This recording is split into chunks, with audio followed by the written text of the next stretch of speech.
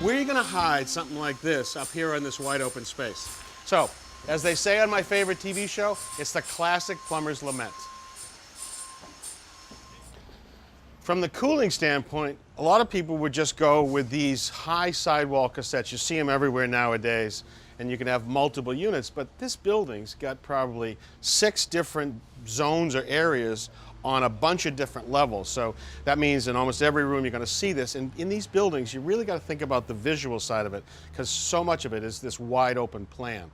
So we can and probably will on the cooling side use this mini duct system, because we can actually fish this up through and have this come up through the floor and just hide in the corners. And what we're really trying to do is make it disappear, okay, on the cooling side.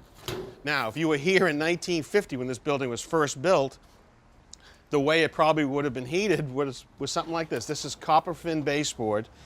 Okay, this is going to use heated water to pass through this heating element right here. And the way this goes is it goes down around the perimeter. So it would act as the baseboard in the building, and it would give multiple zones in the building, as many zones as you needed, and give really warmth and comfort going around the outside perimeter. In these modern style houses, you shouldn't also overlook these radiators. These are European radiators that come in every shape or style. Heated water goes through them. They can be this way, act as a towel warmer. This way, they even make flat panel radiators. And you could have these be a sort of an architectural element in the building. Now, those would be probably the least expensive, but really people don't want to see anything in these buildings. And so for here, what we're going to probably do is do radiant floor heating.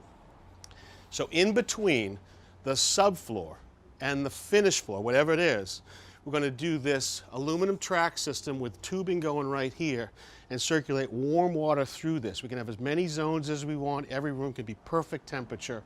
And this will be when we create a sandwich between the sub and finish. If we're going in from below on some of the existing work, we might attach this to the underside of the subfloor, and you can see the tubing, which would have warm water circulating right here. Now, because we're going to have a heating boiler that's going to heat that water to just the right temperature, we can also use it to make hot water, but also in our poured basement, the new basement and the garage and snow melting, we can put this out. It's a 2-inch rigid insulation with a grid system that'll hold that tubing in place to make with a vapor barrier, so we can just pour concrete over there. Thanks for watching. This Old House has got a video for just about every home improvement project, so be sure to check out the others. And if you like what you see, click on the subscribe button to make sure that you get our newest videos right in your feed.